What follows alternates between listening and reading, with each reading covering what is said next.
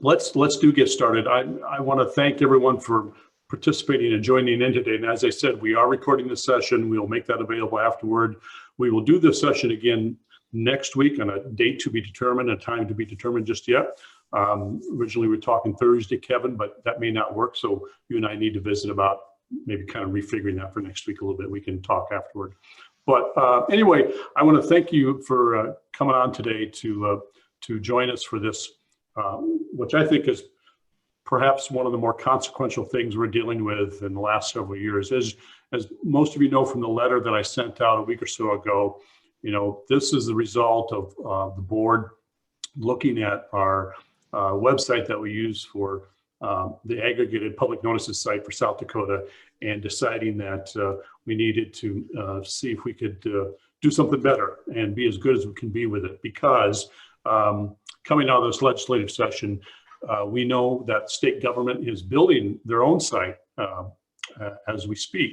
We haven't seen it yet. I don't know when it'll be up and running.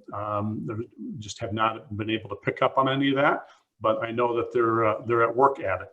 And the purpose of that state government website would be to allow local governments to post their meeting agendas and minutes to it, much like they do for state boards and commissions now. There's a website for that, but now they want to make it available for all local governments. So that is coming, and that is something a few legislators had pushed during the legislative session, basically, with the idea that, hey, government can do this, and we can do it cheaper than having to pay published news notices in newspapers. So, and we said, wait a minute, let's make sure that we're doing all the best we can here in terms of how we do this, and demonstrate to legislators and to those in government that what we have to offer for an online platform is as good as anything out there. In fact, better than what I think state government can do and local governments can do. And therefore, there's no need for government to get into this business on their own. So that's where the board then took on this review of a few vendors this spring, and following that review, unanimously concluded that we wanted to work with Column, the company that offers a public notice platform, and now is working with several state associations, I think up to 10 or 12, if I'm not mistaken. And so we've just one of the more recent ones they're working with. But the board was really excited about what they saw here for how the platform worked and what it looked like, and and the ease of use and the robustness for newspapers. And so it was a pretty easy decision once they looked at all the options there. And so the purpose today is to have Kevin, and I'll introduce in just a second, come on board from Column and just talk a little bit about who Column is and how their website works and how they'll work for SDNA, as well as, more importantly, how you'll be able to interact with it, and just briefly show you a little bit what that looks like as we get underway here. Because I will tell you, our intentions are that we want to have a website up running by July 1st, basically transferring for what SD Public Notices is now, sdpublicnotices.com, to this new site come July 1st. So that's what our goal is, and I think we can reach that. So with that, I'm going to turn it over to Kevin King from Column. And Kevin, I should know your title, your position at Column, but my title is it's Webinar Extraordinaire. Webinar Extraordinaire. There you go. Chief Webinar Officer. Yeah. Kevin's been really, really good to work with in terms of explaining how the website works and what they can do for us. And so I'm really glad that he's able to come on board for a few minutes this afternoon to explain it to all of you and maybe answer a few questions as we go. And so with that, I'm going to just turn it over to Kevin and let you go from there, if that's okay. Wonderful. That works great. Thank you for that introduction, Dave. And it is wonderful to be with you all this afternoon. My name is Kevin King. My official title is Head of Partnerships. And as part of that duty is getting to work with state associations on our partner program, which includes the services we provide for statewide website hosting of public notice. So really looking forward to have partnered with you all today and talk about how we're going to be able to be helpful. Quick background, we got started, our founder and CEO, Jake Seaton, actually comes from a fifth generation local news family based out of Kansas, the Seaton family group, which of course does have a presence in South Dakota as well. And really we set out with a mission to improve the public notice process for how publishers manage their business with a lot of their customers, starting with Jake's family papers. In the process of building our software platform, we also saw opportunities to build additional tools and additional products. And that led us to the work we, of course, are now doing with state associations on public notice. So we are really fortunate to be working with a variety of states nowadays, quite a few across different parts of the country. Of course, South Dakota being the most recent member, as well as California just last week as well.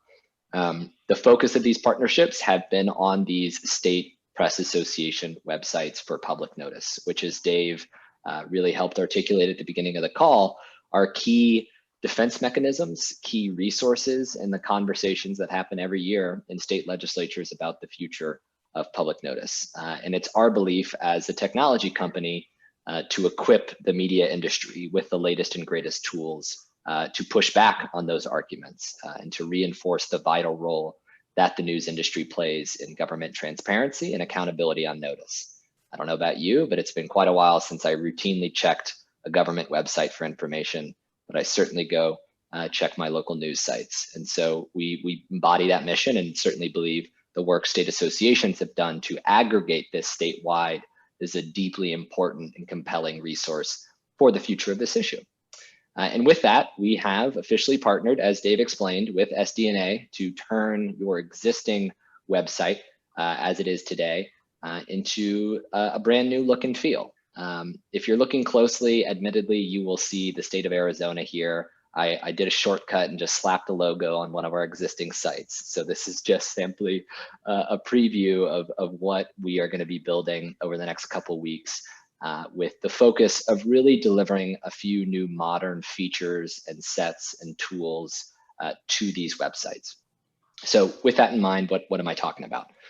With this new site, we're going to be working with the association to deliver a much better mobile-friendly experience. As we know, that has just become a standard in lots of folks' lives for web surfing on your phone and making sure that this website is also very compatible with that experience. We're going to have a lot of the basic filtering capability that's pretty standard with most of these sites nowadays, but we also have a few new filters that I'll demonstrate here in just a moment. We're going to have email and texting signups as part of the site. So folks who are looking for keyword mentions of certain things and notices published either across the state or in specific counties can go to the site powered by the association and actually sign up for those keyword alerts. And another key threshold that we think is particularly important when engaging with government bodies and the legislature about just how serious and professional this site is we have reached a level of ADA compliance with our design and our layout of the sites that we power. And so the key element with ADA compliance nowadays online is really making sure that your websites are compatible with most screen readers. And that's something we've strived to reach at Column and are going to continue to improve on. In the more to come category, this is where the partnership really comes into play. What we're going to launch on July 1st is going to be a really exciting enhancement, but we expect to work with the association and you all on new ideas and ways to make this a really important resource moving forward for the industry and for you all. So before I talk about how the transition is going to work a little bit, I do want to do some live demonstration here of this platform, just so everybody can kind of get familiar with what will soon be available with the site. And I do promise to be mindful of everybody's time. I don't expect we will need certainly a full hour or potentially the 30 minutes. And I think if I can give you back some time, that's always a good thing. But to do a quick walkthrough of what these sites look like for ones that we've built for other associations, I'm going to pick on Kansas, which is where it all began for us. On these sites, we work with the association and its members on setting up upload feeds of their notices to then be displayed here on the right side of the screen in this tiled format that you can see. On the left, we've got all the filters, including keyword, date functionality, location filtering by county. We can also add things like city. We work with the Maryland, DC, Delaware Association, so we cover kind of a tri-state region. We've got all the publications that are listed that are uploading to the site here. And then we have notice type filtering. And so one of the innovations that Column has really brought to these sites is actually helping the experience of citizens when they go to look for information to not need to know the specific keyword, but to actually use things like notice types to just search for a specific kind of notice, and from there be able to narrow. And so we've utilized some fancy machine learning and artificial intelligence, the things that go far beyond my vocabulary or my knowledge, but do some impressive things with helping take information as it's uploaded and start to categorize it by type. So with keyword searching, any person can come here, quickly search for something like auctions, and immediately the results are filtered down. You can see that numerical shift from 600 results down to 74 mentions of auction in the past month, notices uploaded. And then it also highlights that keyword for folks. So when you talk about ADA compliant stuff, really helps pull folks into the content they're looking for.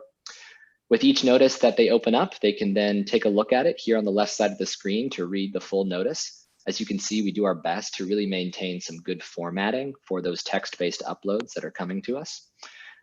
Folks can share this notice. That opens a mailing link that allows folks to directly email this notice to somebody. You can copy the link directly, or you can print it out, save it as a PDF, do whatever you might want to do as far as sharing this information with other folks. In the bottom right-hand corner, there's a get alert, and that refers to that email and texting alert sign up I mentioned. So let's say instead of coming to the site every day to type in the word auction, I just want that to arrive at my inbox. I can simply provide my email or phone information. From there, I can set the frequency with which I want to receive this. Maybe I don't need it daily. I just want a weekly roundup of all the auction mentions. I can choose counties, and then of course, all the same filters you see on the left, and then click get alerts to sign up and start receiving that content. That is most of the components I wanted to show here as this brief overview. What I want to now do is actually transition to talk about how you all participate in this process in getting the notices uploaded to be displayed here on the website. So there's really going to be two approaches that we want to work with every SDNA member on, and our goal is to do it with the level of comfort and resources you have available. And we can really kind of meet you where you're at with participating in this process. The goal is that every member will be provided a Column account with information, a basic username and password setup, and we will want to work with a dedicated point of contact at your publication or multiple points of contact if that's helpful. And we're going to provide you with that information and then discuss what the best path for uploading your content will ultimately be. If you're familiar with the current SDNA site, as you know, that is all PDF based through your current partner called Newsgroup. Newsgroup also provides some clipping and archiving services through that PDF process. As Dave could probably explain later or on this call today, that will still exist. And we actually have a really good relationship with the Newsgroup folks where we've been able to help them transition with other states to maintain some of the PDF uploads where we can then scrape the content and display the text through optical scan on PDFs for the statewide sites. With that said, we do want to take this moment in these coming weeks before the launch to really work with some folks on actually making a transition to text-based uploads for some of your notices. And this is where we'll have one-on-one conversations with each of you over the next 2.5 weeks to figure out what either exports we can do from your maybe advertising systems that you have today. And if you are already doing a text-based upload, that's great. We'll be able to just start to work on that right away together. We will, of course, still be able to maintain PDF uploads for folks. But again, we'll want to have a conversation to think about how can we transition this to text? Because ultimately, that is one of the biggest foundational changes with the site, moving away from just big uploads of PDFs to actually individual text-based content to improve that searchability. Now, the way that content ultimately gets to us, however we figure out the structure of your upload, will either be through an automated feed that we can work together on setting up that is going to vary depending on your existing ad system you might use.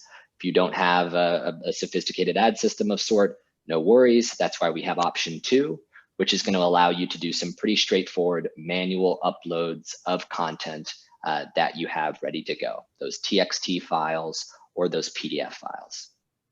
And so with that, let me just navigate into an example account of what you'd be able to see to sort of bring that to life for you. This screen you see here would be for the example Tribune that needs to upload to the statewide site. When I provide you all with your account login information, you will be directed to a similar looking page as you see here under FTP settings. You'll also be able to have a members view to see who in your organization might also have an account to help with uploads if somebody's out sick, and you might want to have somebody on backup to do uploads. And so under FTP settings, you can see there's those two options I just discussed, where if you already have a text-based feed that we can work with on doing an FTP feed through, we can provide basic username and password to a server where those files can be sent to and our team can retrieve. But instead of that process, if you'd like to, we also have an ability just to upload directly in this upload portal. And there's really just two steps that are involved here. The first is choosing the publication date that you're uploading for a certain notice. You're of course able to also add additional dates and upload for multiple days. And then from here, you can either click upload file, and that will open up your Finder or your file base to allow you to drag and drop text or PDF files. But you could also copy and paste content here below. So let's say you were already working in formatting your print layout, perhaps in InDesign, and you want to just grab the frames of those texts and copy and paste. We can also work with you on finding a good format for that process. So I want to kind of briefly highlight, and I think it's important to cover this since this is recorded and will be a resource for folks to look at, that the important thing we're going to work with everybody on when it comes to the text uploads is just making sure that we have a standard delimiter of some kind, which is a distinguishing thing that lets our system know where the beginning of a notice is and where the end of a notice is. Most often we work with folks on setting up a simple pipe symbol like you see here, but we've also seen folks do something like 3 M's. We need some sort of distinguishing character or element between each notice, and that'll be something important that we work with you all on if you're making that transition to text uploads that you haven't previously been doing. Now with that content, as just an example, I'll go ahead and take this and copy and paste it here into the text box. As you can see, that's been pasted here. And once I have the content I need to upload, all I do is click submit. And my submission was successful. If you get that message, that means you're good. If for some reason there was an issue, you would get a little warning note about some sort of change that might have needed to occur, or maybe you didn't select a date, whatever it might be. Our system will do its best to really identify making sure that you upload properly. Should there be any issues at all times during working business hours, we do have a live chat box here in the bottom right-hand corner. So please do not be shy about this. You don't have to worry about remembering my email, although you're more than welcome to email me and we can chat about whatever you want. But this is always available here in the bottom right, where you can get in touch with one of our live chat team members that are always online. Let us know, who you're messaging us from, what your publication is, and then how we can help. And that will start a live chat conversation. So, and maybe you don't run into any issues, but you just kind of want for your own peace of mind to check to make sure that the notice you submitted actually uploaded to the site. You see here at the top of the screen where the upload tab is, right next to it is an archive section. When you click archive, this is going to give you the ability to see all the uploads that you've done for your publication to the statewide site. So you don't have to worry about double checking here on the public site, which you can of course always double check. But you can also, from within your account, evaluate any changes you might need to make. As you can see, those 3 notices that I just uploaded have now been sorted into these 3 latest uploads.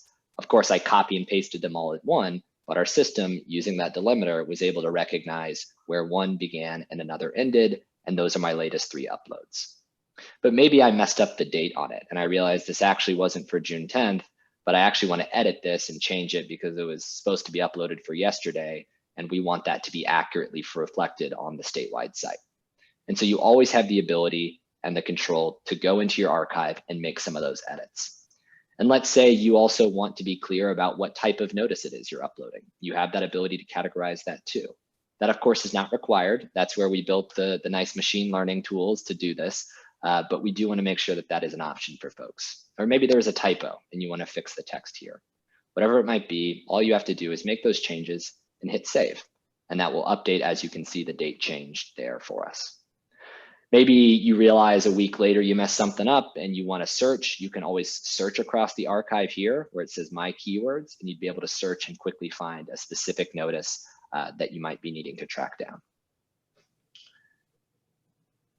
Alrighty, so those are the basic components of how the upload tool works. To reiterate, either we'll work with you on setting up an automated feed with your ad system where we can export files.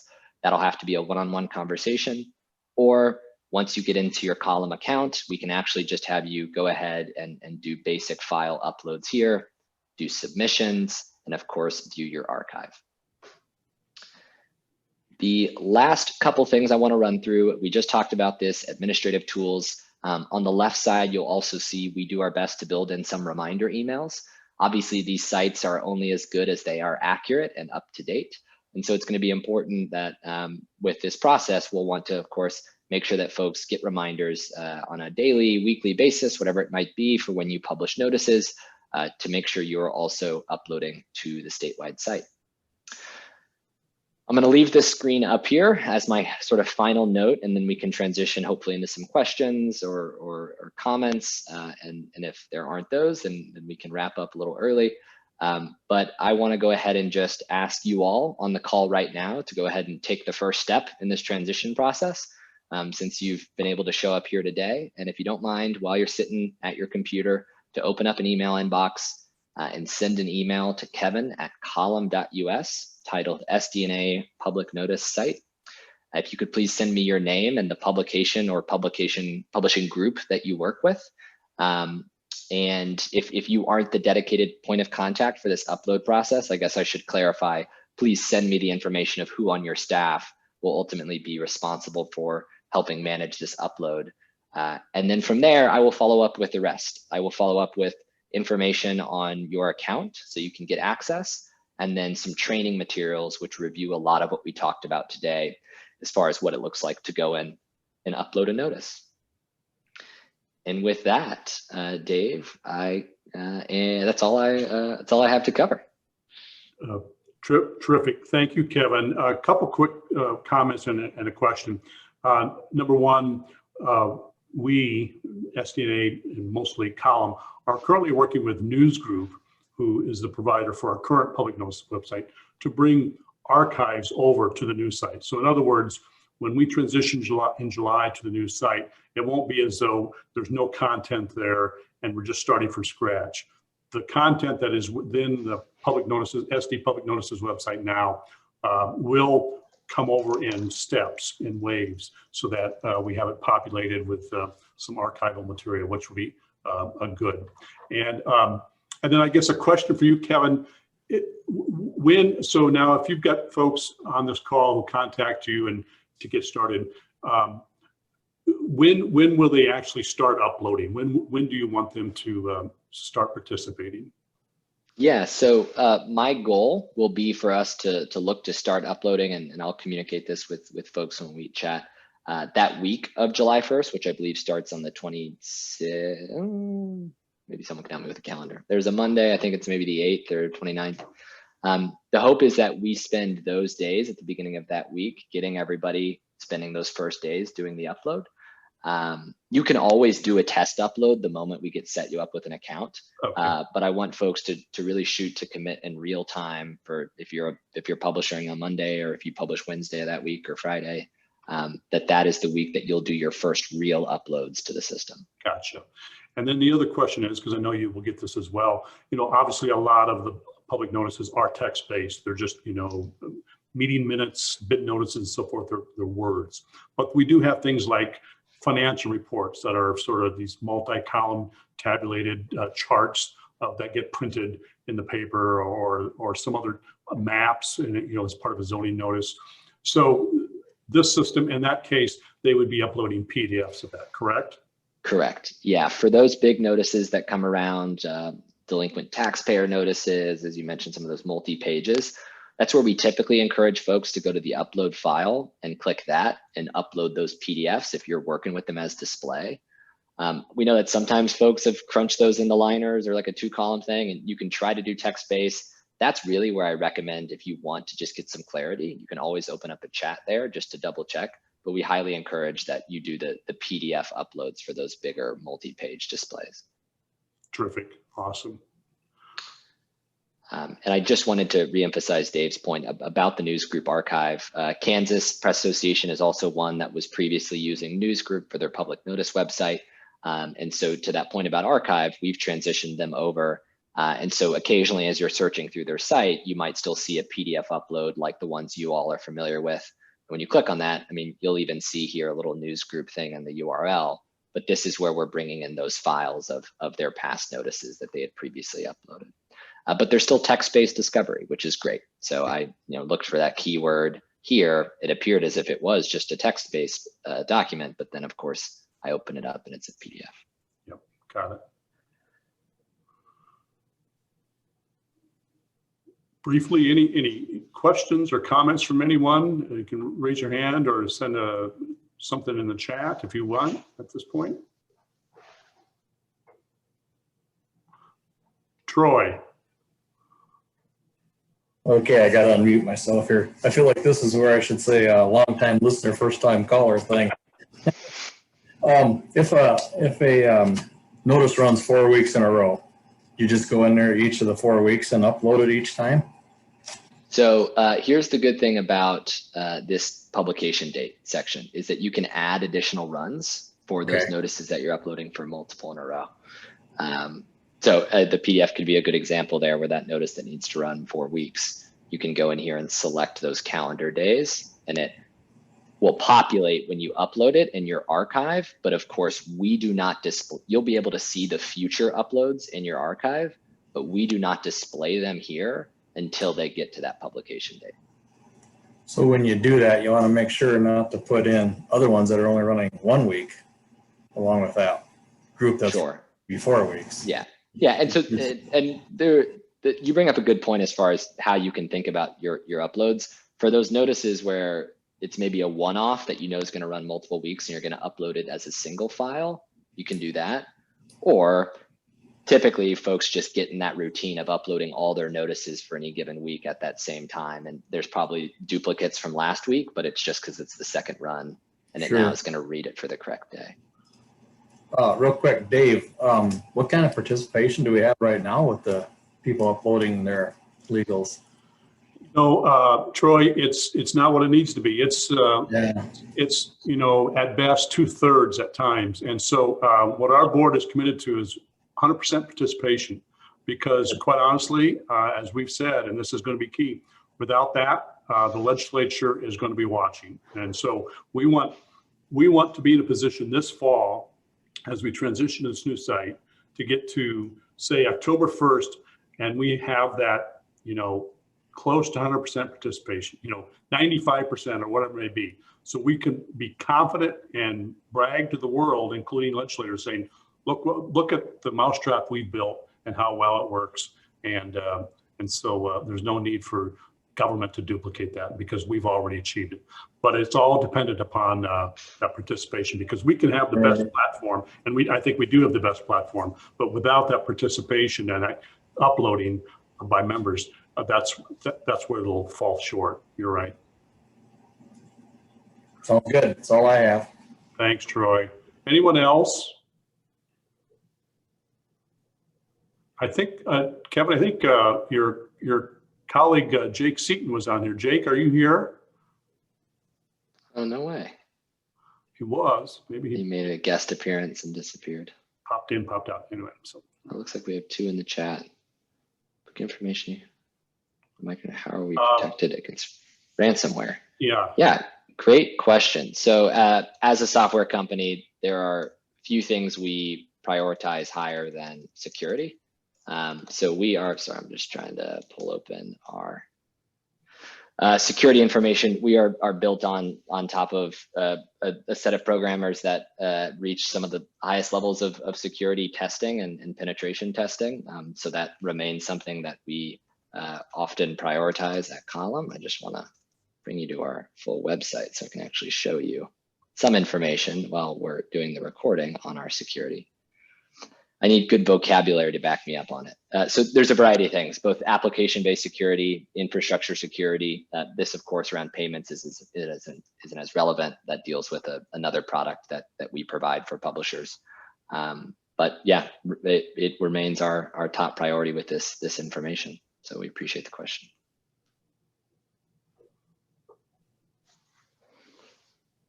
Anyone else? Others?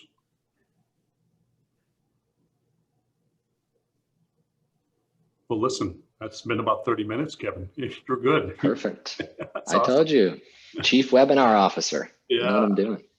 There you go. Well, again, I want to thank everyone for participating. Appreciate it. And we're eager to get started. I hope you are as well. And as I said, you know, the participation is really what's going to drive the success of this.